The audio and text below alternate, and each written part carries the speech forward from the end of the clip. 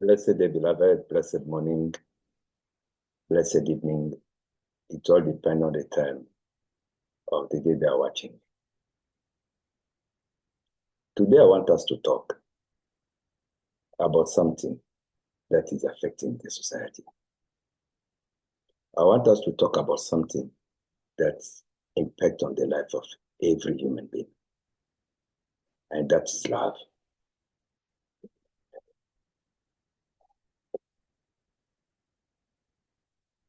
It's very painful with the logic of the illusion of separation when we are witnessing society, people breaking up, people divorcing. Some, they call it a failure, but we don't view it as a failure because there are various reasons why people separate. Some of you are watching me, you did separated because you feel unsafe. Some of you because you feel unloved, you didn't have attention. Some of you because you feel betrayed. Some of you come to the conclusion that you made the wrong choices. And then some of you don't even understand why you are in the situation that you are today. So I want us to look at it at a spiritual perspective. I want you to try and revisit your past. I want you to be able to revisit your past.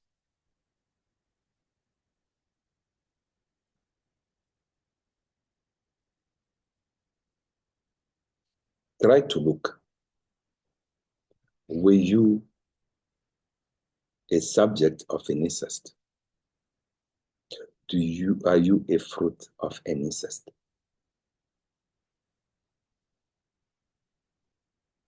Because in majority, fruit of incest are having a problem of conceiving or procreating. They're having a problem of finding a stable relationship until such links are cut off. Incest can happen within your own house. Being abused by your own bloodline. It can be from your father, your uncle, your siblings, your cousins, your aunties. This can be some of the truth which you never talked about because they are kept like family secret. But these family secrets are haunting you. Because today you can't have a stable relationship. Probably you spend a lot of money, you spend a lot of time buying your data, paying people, consulting, meeting people on a date, but nothing's working. You always break up. You always divorce. Are you the fruit of an incest? I'm asking a question. Are you the fruit of an incest? If you identify yourself that even though you are not born from the incest, but you have become a victim of an incest action towards you, an incest abuse against you, you don't need to go public and confess it. Find someone who won't judge you, but who's going to help you, who's going to understand. If you don't have that person, feel free to contact me. I'll help you. If you want a stable relationship, if you don't want that generational curse to affect your kids, stop it now. Yes, stop it now. We go to our second point. you are in a committed relationship, or you are married. You are living with your partner. You bring someone in their bed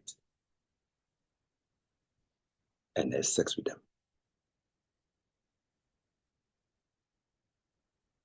You destroy the stability of the core foundation of your relationship. At the human value, you might think that you scored. At the spiritual value level, you open up, lose those which can affect that same relationship. Even though your partner doesn't know what you did,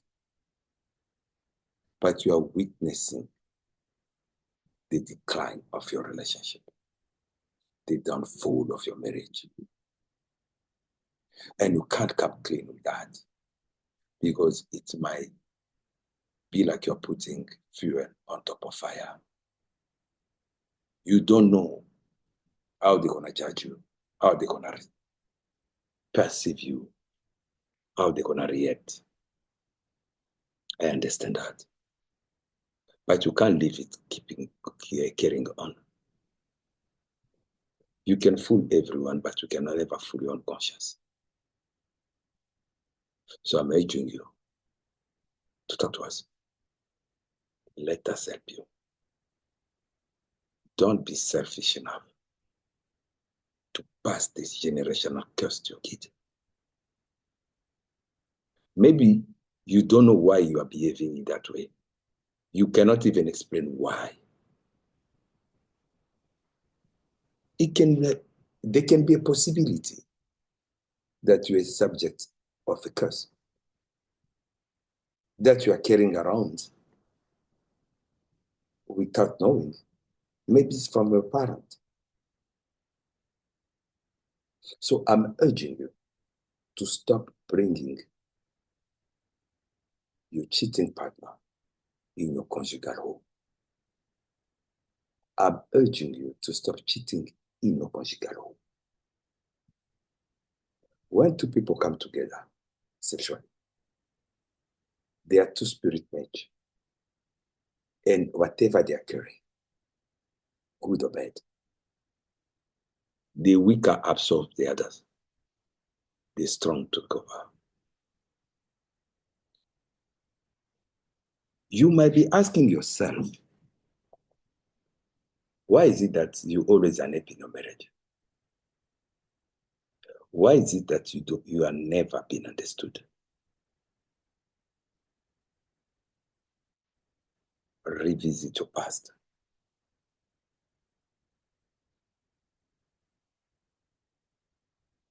Revisit your past. It's very important. Very, very important.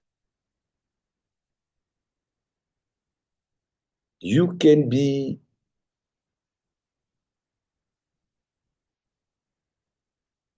having a past which you don't pay attention. For example,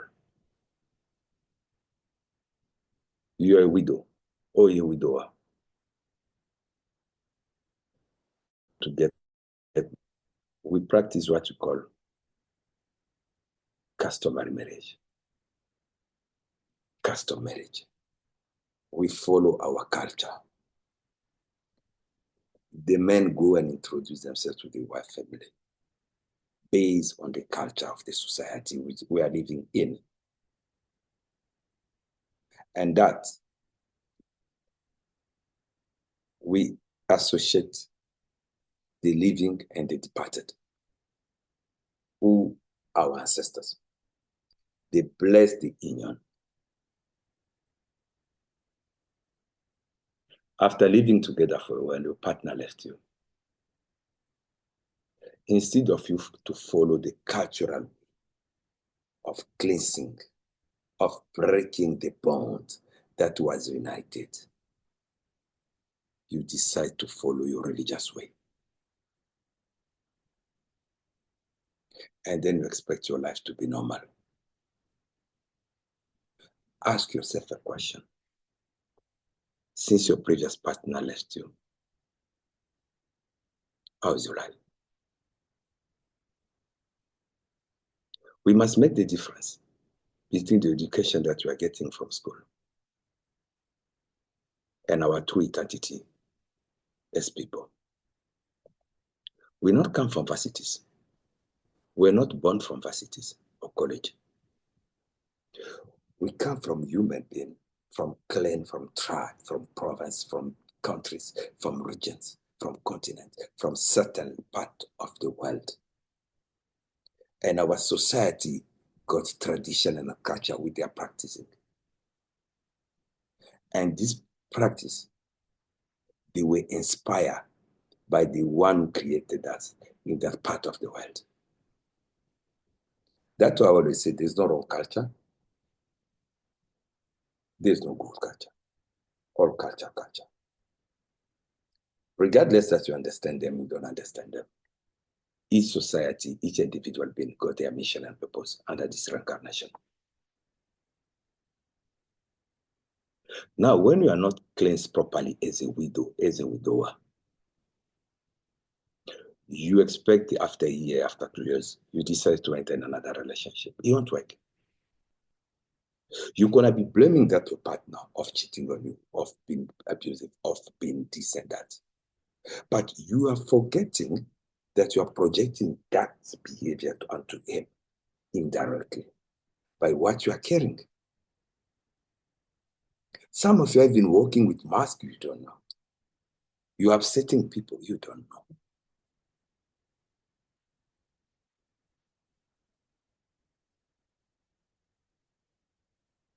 Beloved, I'm not going to enter into life coaching because there are a lot of people online who are teaching you about how to live harmoniously in a marriage. I'm focusing mostly on a spiritual aspect of things. You as a man and you as a woman, when you enter the relationship, how are you protecting your marriage? How are you protecting your marriage? You have allowed external forces to infiltrate. One, there's poor communication in the home. Both of you prefer to go and gossip outside. Or one of you choose to go and gossip outside than communicating with a partner in the house. Whatever is happening in the home is known outside your home. So when we have such behavior, how do you expect to protect that marriage? How do you prevent the breakup from coming? How do you prevent the divorce from happening? When your friend knows what is happening in your kitchen, in your bedroom, in your living room, in your bathroom. When everything in your house is being reported to someone who is not part and parcel of people living with you, how do you expect to balance that?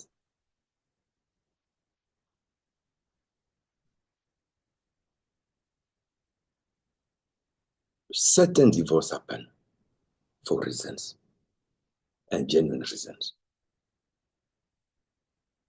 No one gonna tolerate to stay with a nagging woman. A woman who never accept that they are wrong. A woman who always see themselves as a victim. A woman who always compare their husband to someone else. A woman who always lower, downgrade their husband capability, capacity, and ability. The men will walk away without saying goodbye. No woman gonna stay with a man who cannot provide. No woman can stay with a man who have no vision. No woman can stay with a man who cannot protect. Women need security. They need assurance. No woman will stay with an abusive man. You make a punching bag, an irresponsible man. Who does he know where to draw the line? So both sides, you've got your responsibility. And when you are entering into marriage, stop looking at the material, because material will make them. If you focus on the material aspect, when it disappears, walk away. Don't go with unrealistic, unmet expectations. That is why you find in a couple, people are doing things differently. Don't expect your husband to become your father. Neither do not expect your wife to become your mother. Your partner in that family, you are building your own home. Don't enter marriage with the expectation of living. Don't look at your spouse or your partner as a stranger. That will be the biggest mistake you can make. That's going to be an error, which I'm advising you to avoid.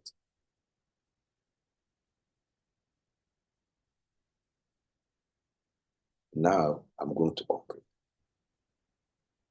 As you are listening to me, if you've been a victim of incest, either by rape, by conception, by agreement, or by ignorance, please, if you truly want your life to be stable, your children to be spared, you need to cut those links. And we're able to help you. If you able compromise your home, your marital home, bed,